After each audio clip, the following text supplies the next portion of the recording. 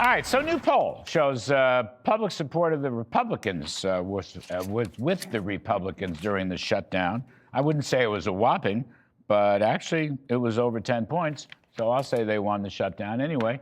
Never shutting down. Rich Lowry, National Review editor-in-chief, and Jeremy Hunt, former Army intelligence captain. Thanks to both of you. Democrats approval 20%. Republican approval, 31%, Rich Lowry. So I wouldn't say that was a fabulous victory, but it does say something.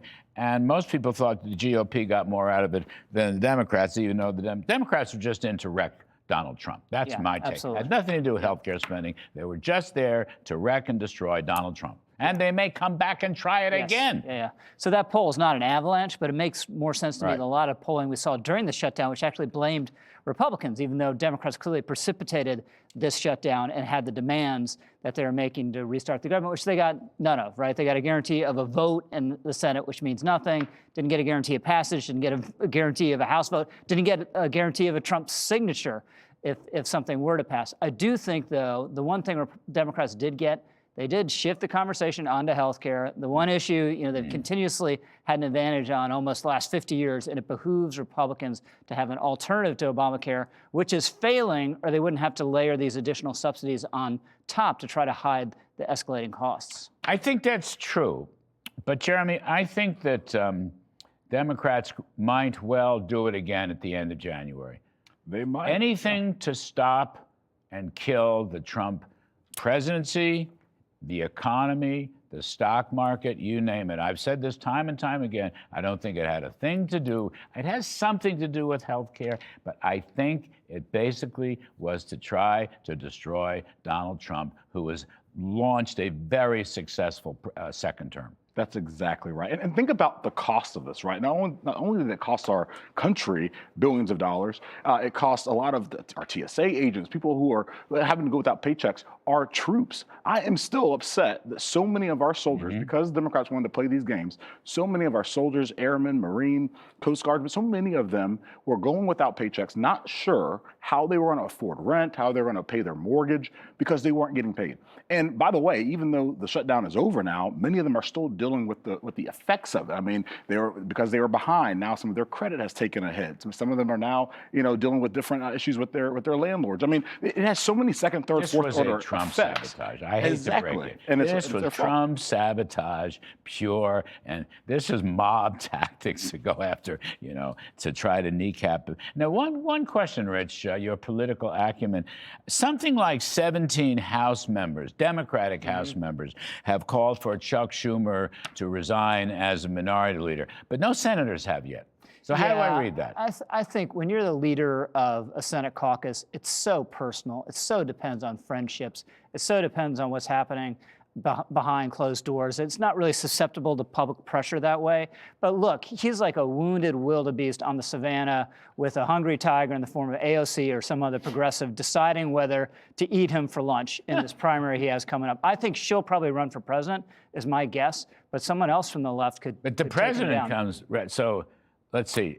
They don't run till 28. Yeah, same year. Yeah, same year. That's right. So she'll. I was just curious that no senator. You're probably right. Friendships all. But I just think I think he's basically destroyed his career. Yes. In other words, whatever he is, he's just a figurehead now. Whatever gravitas or political clout and capital. Yeah. And I want to say this because I've known Chuck Schumer a long time.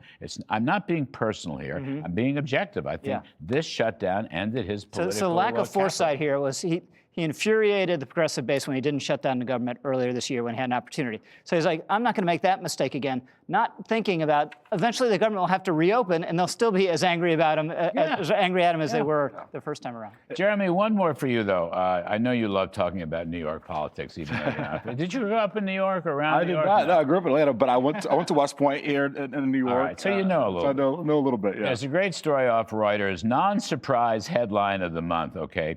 Governor Kathy Hochul of New York State, who may be the nation's worst governor, it took her 1 week to fold on her promise not to raise taxes, particularly corporate taxes, which also includes property taxes. 1 week, she assured mamdani, the mamdani people, that she wouldn't raise. Now here she goes. One little meeting and a few threats to run against her, and she has folded. And this thing would go from 7.5% to 11.5%, an absolute killer. Absolutely. This is a profile on courage. Yeah, I mean, Kathy Hochul. one thing I've learned, just looking at this, is we talked so much about mamdani and everything, all his crazy plans. But look, you need people that are complicit in this plan to actually get it across the finish line. He needs people like Hochul and others to go along with his insane socialist agenda to get it across the finish line. And so we're seeing really it's a lack of leadership.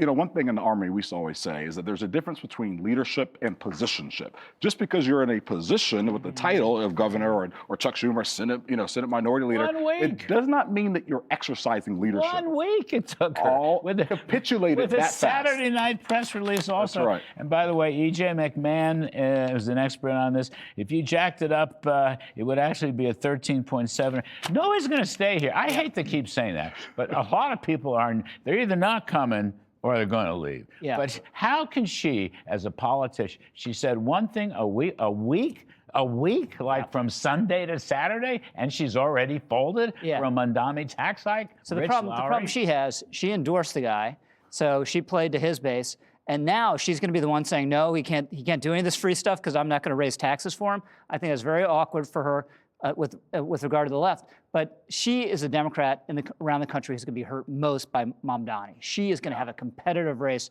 this year coming up and could lose to a Stefanik or Blakeman. 1 week. She folded. How about that for a backbone? Yeah, and it's all military man. I got to get out. I just cannot believe. I mean, honestly, maybe she shouldn't have made the pledge in the first place. Being afraid of the base, she's afraid to get voted out. She's afraid of those folks. That she's going to lose an election, and then that's the problem right now with the Democrat Party. Is that there's no one who's willing to actually put country before themselves. Not even moderate Democrats. All right, Rich Lowry, Jeremy Hunt. Thank you, John. Thank you. Appreciate it very much. Coming up.